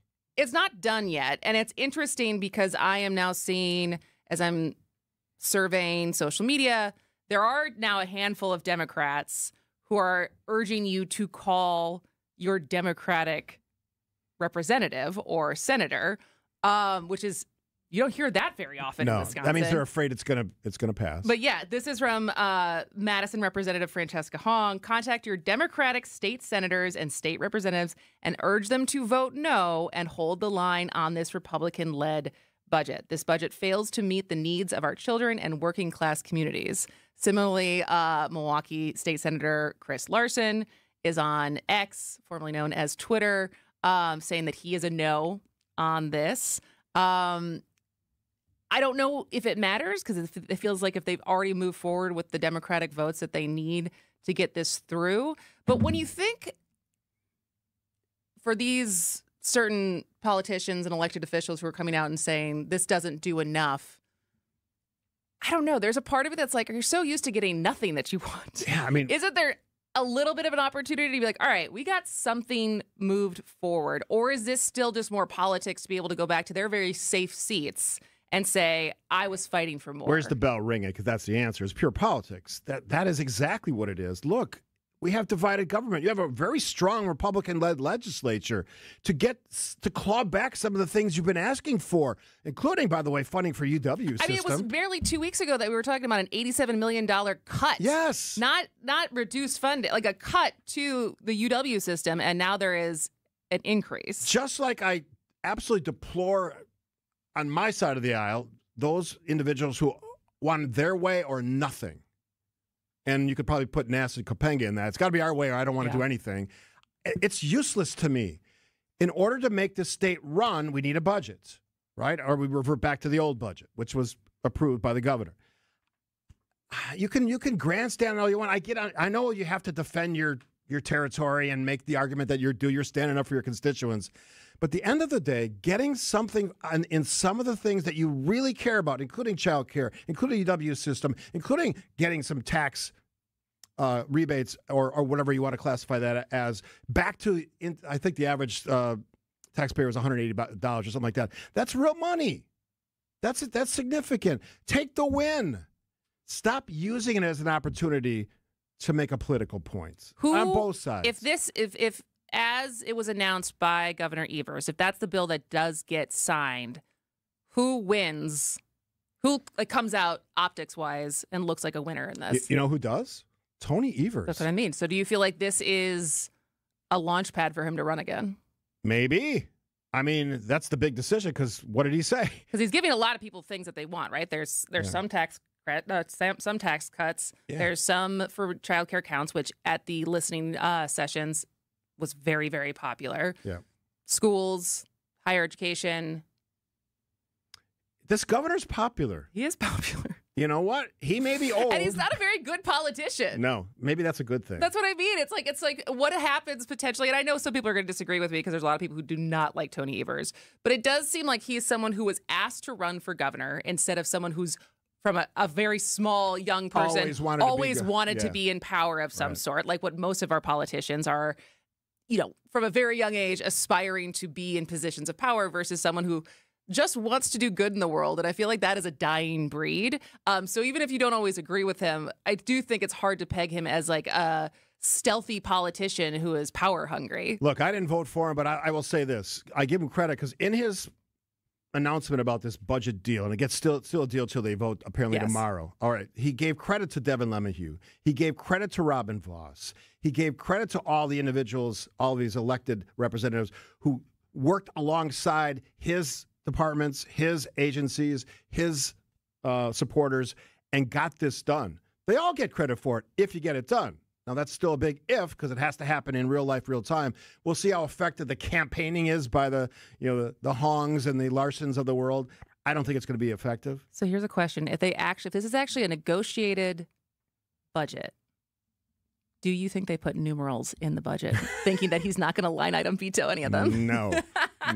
Is it veto proof? Is it line item veto proof? I cannot wait to see. I would actually probably read this thing. That would be a weird ending to this bipartisanship tale that we're trying to spin right now. I know we're late for break, but I'm impressed that given some of the tension that we've seen in the last couple of years, that if this actually happens tomorrow and it does get voted on and approved, that they got it done. Final question. Do you think if this happens the way that we're thinking it's going to happen, we have fair maps to thank?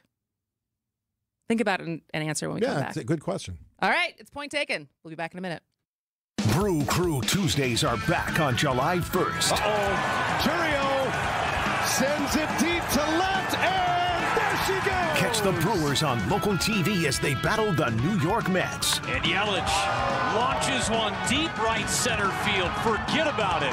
Oh, my goodness, third deck. This edition of Brew Crew Tuesdays is presented by Construction Business Group. Tune in July 1st at 6:10 on Fox 6 in Milwaukee, or check your local listings to watch the game. Hey, it's WTMJ Steve Scaffidi from Milwaukee Weight Loss. You've seen me on this journey. I've been on the stream, and you've been able to watch me lose the weight, 40 pounds, in about, what are we up to, about 5 months now? It's a secret, by the way, to losing up to a pound of fat every day. Their doctor-developed, easy-to-follow weight loss program. Helped me lose weight fast, naturally, safely, no drugs or injections, no risk of serious side effects, none of the gimmicky stuff, the meals, bars, shakes. I walk, but you don't even have to exercise if you don't want to. The program helps reset your metabolism. It works. You keep the weight off for good with a coach if you need it. They're always there for you. Mine was fantastic. The program costs up to half as much and works up to twice as fast as most other programs. Go to MilwaukeeWeightLoss.com. Schedule your free consultation. Talk it through. Talk about the program. See what you can do, what they can do for you. Many patients lose 20 to 30 pounds in a month or two. I did it. You can do it. It's crazy to watch your body lose that weight, but it feels great. Schedule your free consultation by calling 262-449-1180 or go online at MilwaukeeWeightLoss.com. Results may vary. It's time to find great summer values at Blaine's Farm and Fleet. We have everything you need to get out and celebrate the season at unbeatable farm and fleet prices. Like 20-pound bags of Blaine's brand wild bird food. Rewards members get 2 for $12. Select Beyond Breeze high-velocity fans, $34.99. All American flags are on sale, 15% off. Plus, we offer Blaine's best price promise, guaranteeing you'll always find the lowest price with us or we'll match it. Blaine's Farm and Fleet. Be an original. Happy Tuesday, everybody. Enjoy the warm weather. Final weekend of Summerfest coming up on Thursday. I will be out there on Thursday. Oh, really? Yeah, you asked if I was going Thursday after the show. Okay. Are you going to stay into the evening? No. Lame. No. Stick around. You and Kathy stick around until Mike and I get there. When's that? Like 8 o'clock?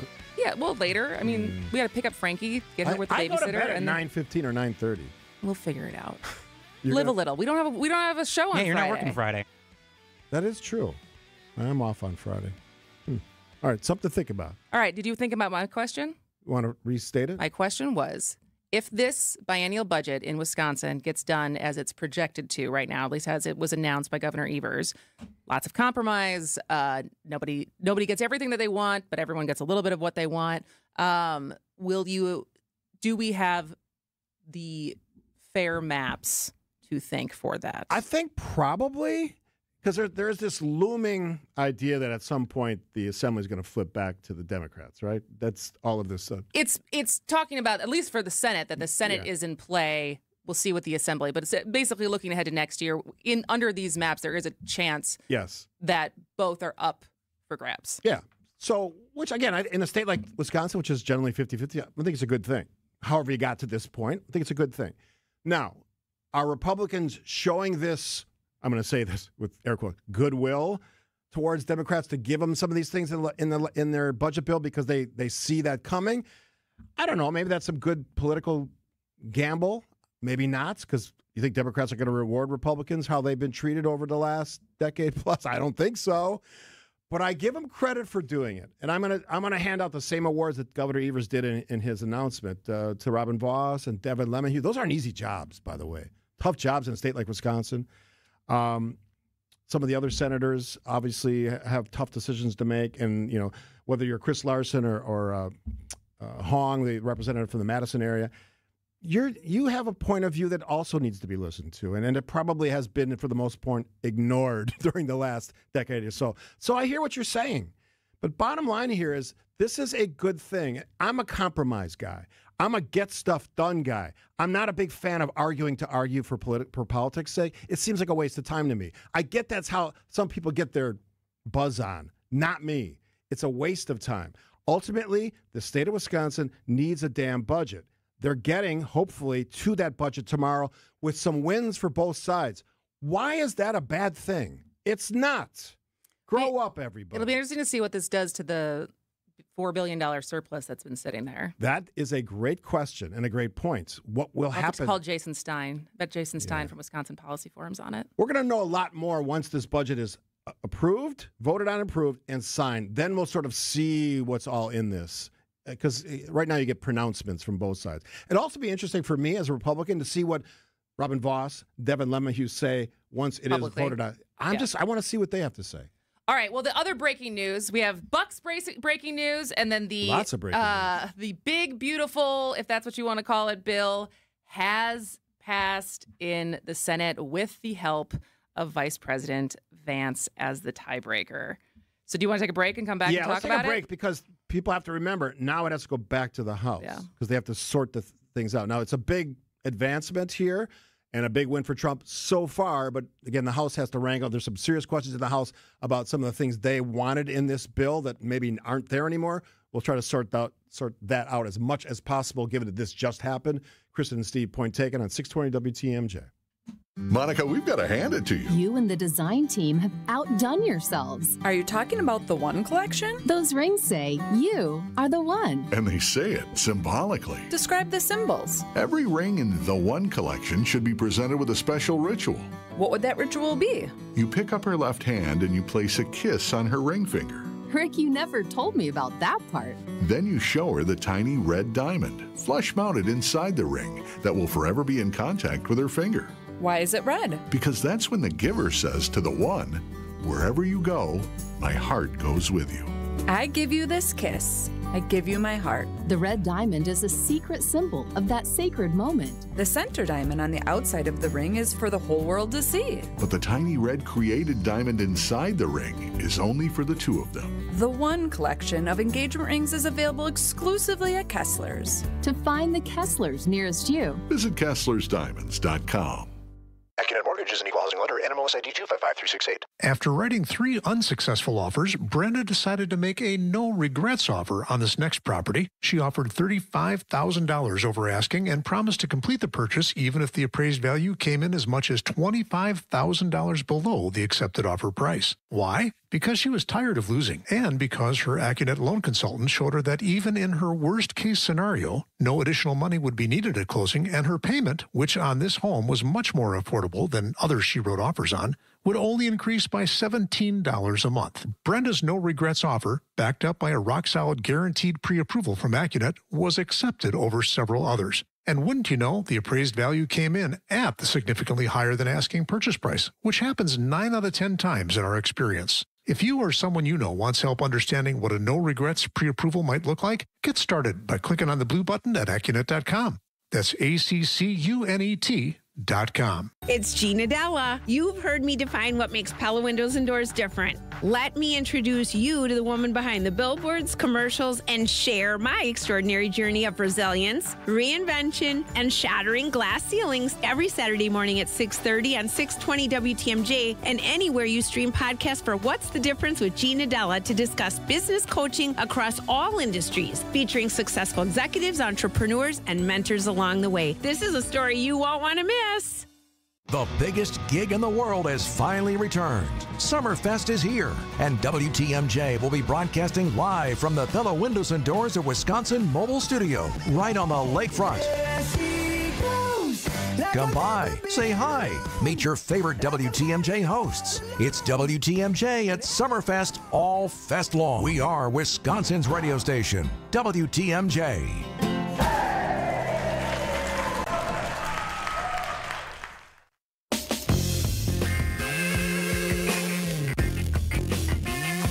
Welcome back to Point Taken. I am Kristin Brey. He is Steve Scaffidi, and the Senate passes Trump's big, beautiful bill after the 11th hour panic. I am checking in on Axios.com right now to get the bullet points of what has happened since we have been on air, basically. Yeah. But the bill passed 51-50 after a grueling multi-day process that has been happening since Saturday evening. There was a 24-hour vote-a-rama, which sounds more fun than I think that it is. It's a fun name for a grueling process. No. But who voted?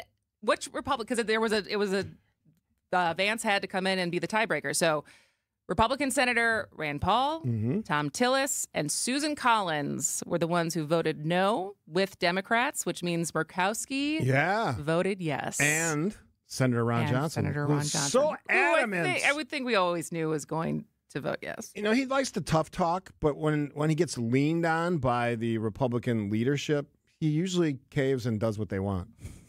Which, you know, it's his right to make those decisions. You know who actually I'm not a huge fan of the Cuomos, but Chris Cuomo, yes, his show last night, he had Ron Johnson on. And I think now that he can be a little looser, his like New York tough guy comes out a little bit more. And he was kind of pressing Ron Johnson a little bit more than I had seen him be pressed, which I thought was good. But he still had his, I was promised, and we're gonna reduce spending over time, yada yada yada. But what were you gonna say? So my question for Senior Senator Ron Johnson from the state of Wisconsin is: so you've been talking a lot about the deficit over the last decade and a half. How does this bill address that specifically? Because not generally, I know the argument. Well, the president has assured Senator Johnson that they're going to look at cost cutting and reducing that deficit, but that's vague and not going to happen. You need specifics in a budget bill to do that, and I don't know that this does any of that. It's expected to contribute about 3.5 to as high as $5 trillion to the deficit in the next 10 years, and maybe that's a light estimate. So how do you reconcile that, Senator Johnson? And he's invited to come on the show at any time to address. Have you reached out? I'm going to reach out again. Yes. Okay. Do you think he'll say yes? I haven't. Yeah, maybe. I don't know. I haven't had him on the show. I feel like he goes on The Truth more than he comes on WTMJ. Yeah, he's always welcome. I actually like the senator. I voted for him a couple times. Yeah. All right. Well, the one good thing, there's a lot in this bill I do not like, which probably surprises no one. No. The one thing I will say, the amendment to remove the 10-year moratorium on states being able to regulate AI passed 99-1. Tom Tillis voted against it. I don't know what, then he voted against the whole bill. Yeah. But so basically, what does that mean? There was a provision in there that basically said individual states cannot have any regulations on AI for the next 10 years, which who is that like a blank check for? Yeah. These AI companies. Right. Like we're already dealing with the fallout of, what are we doing with social media to our brains, to our kids' brains? And that's only pouring gasoline on now that we have this unregulated, unfettered, untested AI at our fingertips. So thank God 99% of the senators are like, yeah, take that out. Yeah, which I'm happy about. I think the big questions, you and I were talking about this before the show, what happens to health care across this country? What happens to assistance programs across this country for people that actually need it? That is a big question mark. That is something that anyone who votes for these big bills like this, big, beautiful budget bills, as I call it, have to answer to their constituents if they bother to show up at their town halls, which some don't. Those are serious questions. Those are impactful decisions that you're making on people's lives. And the only thing in here, so to improve rural health care, they did add in a provision that said access for $50 billion, the B, for rural hospitals. Yeah, which is a good thing. And I don't know how that gets... I don't know. I don't exactly know the sausage making of that, of like how that money gets distributed. But this is such a wealth transfer from the poorest to the richest. It's unbelievable. Like, and this is the same place where we ended yesterday as far as how much richer the richest have gotten over the last 10 years. And it's just... Who's going to be the first trillionaire? You could buy a country if you're a trillionaire. Or you could buy, or if you're Elon Musk, maybe you can buy a third party. Yes. So let's talk about that after this, because he doesn't seem happy. That feud has been reignited. So what happens from here? Again, all my Trump-loving friends who said Elon Musk is the genius that's going to make this thing all work. How are you feeling about that decision now? Because he's going to work against this president. That's a big game changer. He's got a lot of cash. The biggest contributor to the Donald J. Trump campaign fund. All right. Local news coming up, including the latest, greatest on the Bucks decision-making, and the latest from ABC next. This is a special report from ABC News. I'm Michelle Franzen. After weeks of wrangling and infighting and a marathon vote-a-rama session over proposed cuts to Medicaid, Senate Republicans a short time ago passing the massive budget package. On this vote, the yeas are 50. The nays are 50. The vote, mostly along party lines, Vice President J.D. Vance casting the tie-breaking vote. ABC's Stephen Portnoy has more. After a marathon voting session that lasted more than 26 hours, the Senate passed the massive measure by the slimmest of margins. 3 GOP senators voted against it, but Vice President J.D. Vance cast the tie-breaking vote in favor. The bill now goes back to the House, where conservatives and moderates have their own issues with some of the changes that have been made by the Senate, including a $5 trillion increase in the debt ceiling and a Congressional Budget Office price tag in excess of $3 trillion. President Trump championing the mega bill he calls the big beautiful bill that advances his domestic agenda. This is ABC News. Outdoor Living Unlimited, WTMJ News Time, 11:31. I'm John Mercure. Breaking this morning, free agent center Miles Turner, formerly of the Pacers, has agreed to a 4-year, $107 million deal with the Bucks, according to ESPN. Also, according to ESPN, the Bucks have waived injured All-Star Dame Lillard. Lead cleanup work is finished on another Milwaukee Public Schools building. Westside Academy has been cleared following renovations and painting done at the school. Students and staff will be back in the building for the start of the next school year. And tragedy averted on the Baraboo River. First responders rescued a kayaker Saturday afternoon after her kayak flipped over. Baraboo Fire and EMS used rope rescue techniques to safely bring the panicking kayaker and rescuer to shore. The woman was not injured. Time for news about your money. The WTMJ Annex Wealth Management Market Update. Interesting day. The Dow up big time, 430 points. That is 1%. The NASDAQ is off 163. That's down 0.8%. And the S&P 500 is down 13 points. Financial planning at every level. Annex Comprehensive Wealth, Annex Private Client, Annex Ignite. Details at annexwealth.com. Let's check out those roads. What a great early or late morning, I should say. Everything's green. No delays, no significant slowdowns. The WTMJ 5-day forecast. Today, less humid, lots of sunshine, a high of 83. Tonight, mostly clear, 67. Tomorrow, slight chance for rain to the north, a high of 87. Thursday, partly cloudy, 88. Friday, partly cloudy, a high of 90. Saturday, partly cloudy, a high of 91 degrees. Right now in Madison, sunny skies and 77. In Green Bay, sunshine and 79. Here in Milwaukee, lots of sunshine and 76 degrees. I'm John Mercure, Outdoor Living Unlimited, WTMJ News Time, 11:33. For their accounts payable workflow, Junior Achievement of Wisconsin implemented a document management and workflow automation solution from James Imaging Systems. Junior Achievement Vice President of Enterprise Services, Lori Salzman, highlights the positive impact. That impact has made it much more streamlined for us to handle the entire process from receiving an invoice to having it paid. How has streamlining your accounts payable workflow benefited Junior Achievement's mission? It has allowed us to be more on mission and strategic strategically reach out and expand our impact to be able to reach more students. If others are looking for workflow automation solutions to better serve their clients or customers, what's your suggestion? If anybody is looking for a good partner that is there to help find solutions, call James Imaging. Content management and workflow automation from James Imaging Systems, your local business technology partner. Call 262-781-7700 or visit jamesimaging.com. Hey, if you love true, authentic Mexican food, I highly recommend you stop at the Mine Chef restaurant in Hartford today. WTMJ's John Mercure here. The Mine Chef is the most affordable, family-friendly dining restaurant, and the Tuesday all-you-can-eat Mexican buffet is just $9.99. Whoa, that's incredible. Desserts are buy one, get one free. Kids and grandkids under 3 eat for free. Today from the kids menu, they'll love that huge game room quietly set aside from the dining area wherever you live. It's worth the drive to the Mine Chef today for the all-you-can-eat Mexican buffet, just $9.99. Excelente. Wednesday, the all-you-can-eat haddock fish fry is $7.99. That's a crazy low price. The Mine Shaft in beautiful downtown Hartford, just off Highway 41 near the EAA in Oshkosh. 2 locations, both fantastic. No need to cook today. Just walk in, relax, and enjoy the all-you-can-eat Tuesday Mexican buffet for under $10. Check it out, minechefrestaurant.com.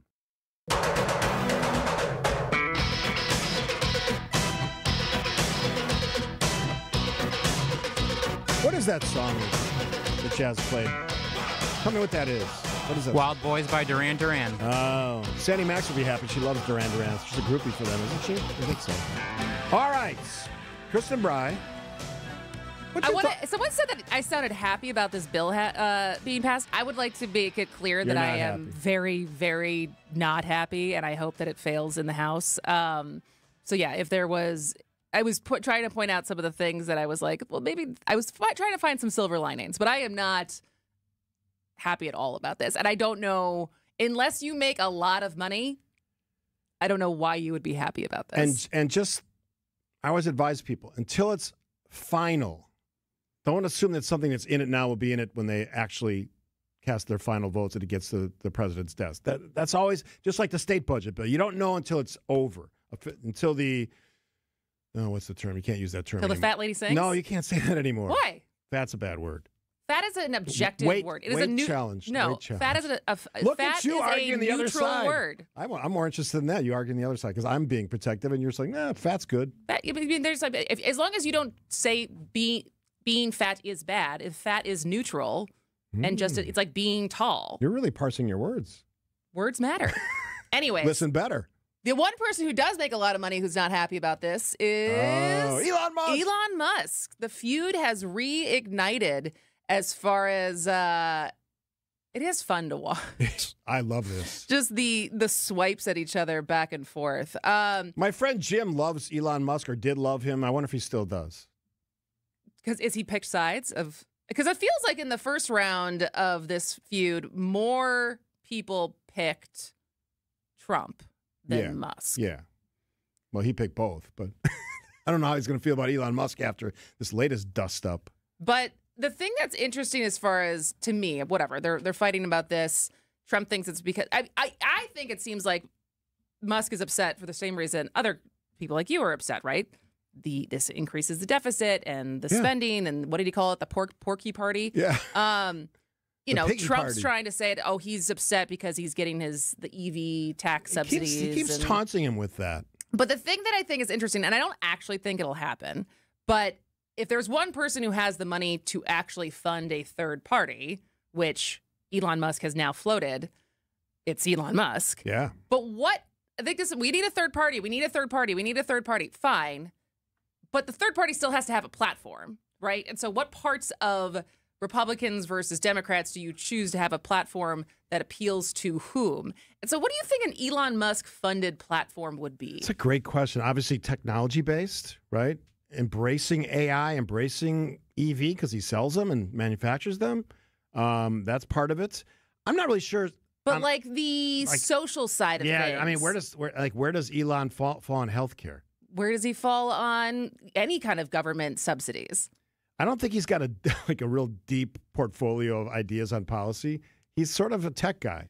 a tech bro. They're sort of. That's what I mean. So it's like, who would he fund? Like, who is a current politician that he would be like, this guy? I'm going to fund his campaign. I feel like he'd be a celebrity guy, right? He'd find a celebrity candidate.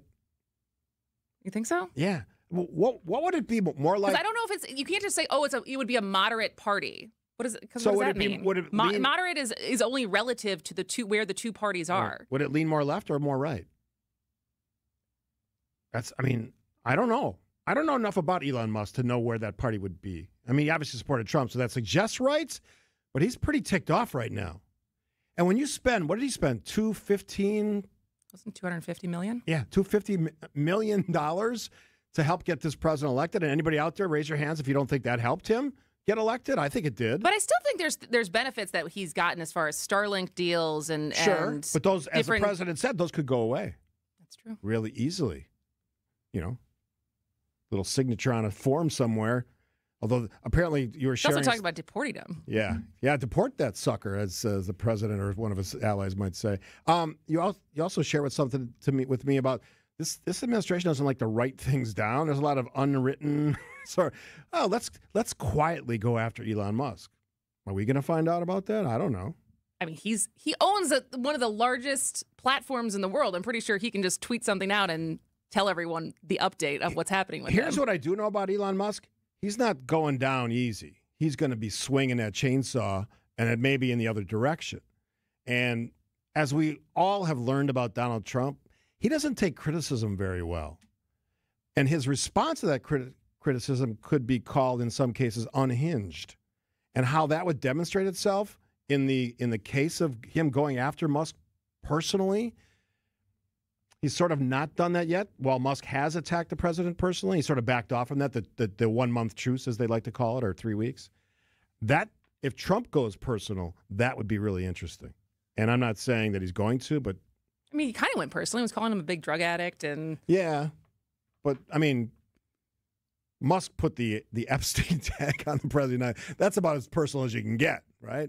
And yet no one cared. Everyone just moved on. That's a whole other story, which we're going to get to in a second, because people aren't paying attention to the news at all. Is that what you want to talk about next? Yeah, everybody's just checked out. No, we don't need that.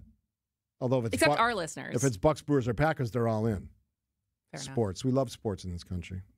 All right. Kristin and Steve, we're going to tease something that we're working on this afternoon. It's going to be our next edition of YNTL, You Need to Listen, about our news consumption. Yeah, and what's going on with that, including not needing news, apparently. I feel like we're going to be preaching to the choir, though. Maybe we're not going to be reaching the people that need to be reached. I'm still going to say it. All right. I'm going to hammer it over their damn heads. Kristin and Steve, point taken. WTMJ's John Mercure here. If you're trying to make sense of the economy and where we're headed, Thursday, July 3rd, you need to check out a webinar I'm co-hosting with Annex Wealth Management Chief Economist Brian Jacobson. Thursday, July 3rd, 9 a.m., you'll get instant insight just after the jobs report is released. We'll provide instant analysis on the employment picture, answer your questions, and explain what it all means. Visit WTMJ.com, click the Instant Insight Register Now button, or check out events at annexwealth.com. Thursday, July 3rd at 9 a.m. It's free. Register today. For over a century, local broadcasting has evolved with the needs of the community. We move past the stigmas of opinion journalism and bring the most relevant news online, on air, and on the go. You have trusted us with your news, sports, weather, and entertainment. Trust us to keep moving with you. Text radio to 52886 and tell Congress local broadcasting is here to stay. No one wants to leave behind stress for their family. That's why a trust or a will is so important. Without one, your assets might go to the wrong people or leave out loved ones. Also, probate is long, expensive, and often avoidable with a revocable trust. Trustandwill.com makes it simple to create a personalized estate plan. A trust or will provides clarity and peace of mind. Get 20% off on your estate plan documents by visiting trustandwill.com/radio. When you're hiring, have you ever felt like you're missing out on meeting great candidates? Well, they're not hard to find when you go to ZipRecruiter. ZipRecruiter helps 10 million people with their job search every day. People who are actively looking for jobs like yours. So it's easy to find the right person fast. 4 out of 5 employers who post on ZipRecruiter Get a quality candidate within the first day. Try ZipRecruiter for free at ZipRecruiter.com/free. That's ZipRecruiter.com/free. WTMJ's Eric Bilstead here for Tri-County Contracting. You've heard about Tri-County Contracting and their worry-free roof tune-up. You've heard about their instant roof quote. But don't forget, Tri-County Contracting also handles windows. Our project at my home moving right along right now, and the process has been so easy and thorough. It's nice when you can trust the team you're working with and know that they are looking out for you. Tri-County Contracting, WI.com. It's worry-free roofing, siding, and also windows. Tri-County Contracting, WI.com. We get it. You're on the go, and life gets in the way. Stay up to date on all things WTMJ with podcasts of every show. Available on WTMJ.com. And don't forget you can stream WTMJ online and watch your favorite WTMJ shows on YouTube. Every show, when you want it, no matter where you are. We are Wisconsin's radio station, News Radio 620 WTMJ. Progressive Insurance, with insurance for cars, home, boat, motorcycles, RVs, and commercial vehicles at 1-800-PROGRESSIVE and Progressive.com. Find furniture for life from Ken Michaels Furniture in Brookfield, Greenfield, or downtown Milwaukee. Oh, loving ourselves on this Tuesday. It's summer in Wisconsin, and hopefully it's nice where you are. And the heat is something we all look forward to. And I'm not going to complain about it because I love it when it's hot. I.e., I go to Vegas 4 times a year, and it's always warm there, almost always warm. So hope you're enjoying your Tuesday. It's Hump Day Eve, so we'll be all excited about that big day tomorrow. You got it in there again. I did, yeah. It's 2 times in the show today. Kristin Brey, of course, and yours truly, Steve Scaffidi, On Point Taken. Now, we do a podcast together. We do. Besides this show that you could also listen to as a podcast. Yes. If you text POINT to 855-616-1620, we will send you the show link where you can find the podcast of this show in case you can't listen to it live. Now, we love doing the podcast, too, because it's sort of an unfiltered, sort of extra overtime. On occasion, we sometimes take topics, and this was going to be one of those topics. And I'm fascinated by the look at how Americans consume news, or maybe more accurately, don't consume news now. Some of the numbers, Pew did a study, research study on sort of how people pay for news, if they do. And the takeaway, the prime number, as they call it, only 1% of the population is paying for news. That sucks. That's bad. It is bad. And it's frustrating because I think I shared this the other day I would say, when you talk about New York Times, Washington Post, organizations that hire journalists and try to do a thorough job are the places that have paywalls. And then there's a lot of other places that do not have paywalls that it is more maybe not as fact-checked. Yeah. And that's what's really frustrating is that I think a lot of the content you can get for free is cheap. And the truth is expensive. You get what you pay I did not for. come up with that. That was Yuri, what's the guy who wrote Sapiens? He was on, this was a couple months back, he was on Bill Maher's show, Yuval Noah Harari. So he wrote Sapiens, A Brief History of Humankind. And so he had a new book called Nexus. And he was talking, this quote will always stick with me. He goes, "The truth is expensive. It is expensive to find the truth, to root out the truth, to have the resources to do that. Fiction is cheap." And I think that is what's really frustrating now is that for news organizations to find the truth, it is not free to do that. And yet we're working in a model where they're expected to give away the work for free to compete with the people who are doing it cheaply. So why does that matter? It matters because when you have news filtered by politics or ideologies that is not unbiased, not researched, not checked out, not double-checked or fact-checked, it becomes sort of just talking points. And there's so much of that now. And whether you, it's not necessarily the same thing, but MSNBC on the left, some of their shows, and Fox on the right. Fox is the extreme example because they've been actually penalized monetarily for some of the crap they pull. And people calling it, well, they call it Fox News. It's not news. It's advocacy in the form of news, sort of the, dress your anchors up in their slick suits or their, nice dresses or whatever the outfits they're wearing, and pretending it's like delivering you the facts of the day. Well, it's not that. On a lot of different networks. And even local journalists, that pretend they're real journalists, but they're actually not. And well, what is your definition of a journalist? Someone who actually fact checks the stories they report on, multiple sources, verifiable, is not advocating for one party or another, or one ideology or another, removing as much as possible any personal biases that all of us have. And we all have them, trust me. That's about as close as you get. Following journalistic standards as laid out by coursework and institutions as long as we've had journalists in this country. That'd be my definition. But it's fudged now. And I'm not going to name names because it gives them more attention than they deserve. If you're going to do advocacy journalism, tell us that's what it is. Don't hide behind the fact that you got a press club award or something. Because the worst thing the Milwaukee Press Club could have done, in my opinion, and I'm a member, is hand out advocacy journalists real press awards without identifying that they are advocacy journalists. So, like when I won, I got second place. But that was for an opinion. Yeah, it was a column. You actually, that was an award for that. But this is what's interesting is the amount of people who, when my columns come out or my social media video gets posted from the Journal Sentinel account, and the assumption that I am a journalist and I have to write, I am a columnist. Right. Like I get paid to have these opinions. Yeah, it's a clean separation. We know what it is.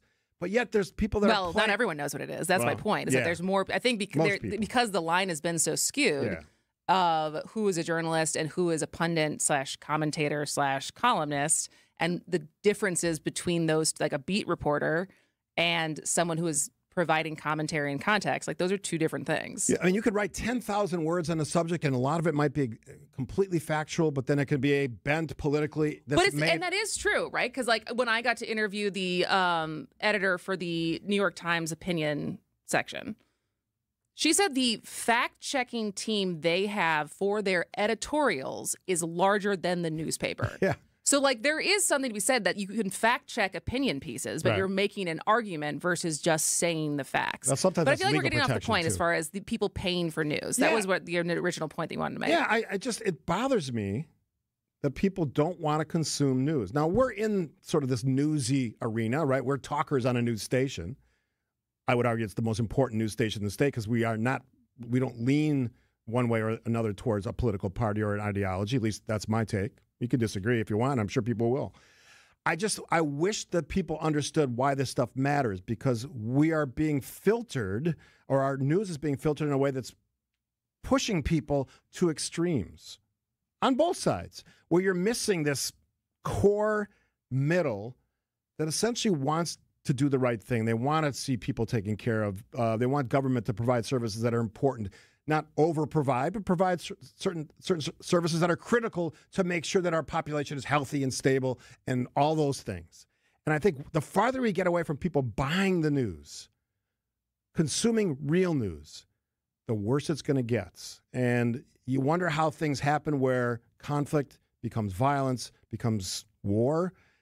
That's sort of the start of that. Misdirection, misinformation. That's why it's dangerous. We've got to take a break. We'll wrap it up on this Tuesday's edition of Point Taken after this. When it rains, it pours. But sometimes it hails. Or worse. That tornado warning again is for Fond du Lac and Dodge County. We also have a severe thunderstorm warning in effect right now. Keep us within reach for Fleet Farm Storm Team alerts. Even if a tornado does not touch down, we know that there are powerful straight line winds. On 620 WTMJ and WTMJ.com. Hey, it's WTMJ, Steve Scaffidi for Advent. I always will talk about Advent. I talk about it away from the show just as much as I do on the show because people ask me, did it help you? Absolutely. You want to sleep at nights versus snoring and tossing and turning and all that restlessness? Do something about it. I went to Advent, 30-minute visit. They answered all my questions. They put me at ease. We did a really simple sleep study at home in my own bed. All of those things led to a simple procedure which fixed my sinuses and nasal passage and my breathing triangle. Sleeping through the whole night, I wake up rested and refreshed. If you want to be that, just like that, like I am, and you struggle like I used to, take the time to see how Advent can help you to find out how breathing well and sleeping well can make your nights better. Go to adventknows.com, like I did, and schedule an appointment today, because Advent knows when you breathe well, you live better.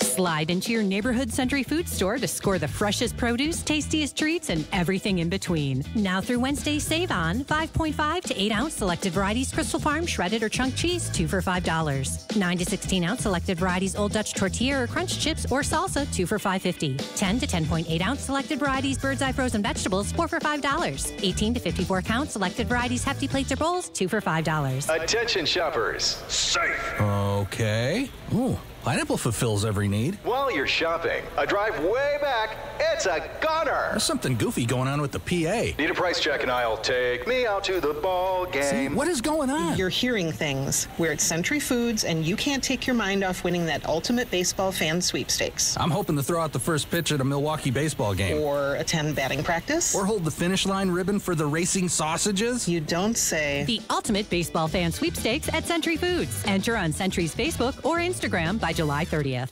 Don't miss the largest vacation sale in the nation coming this July. It's Fox World Travel's exclusive July sale with Apple Vacations and Celebrity Cruises.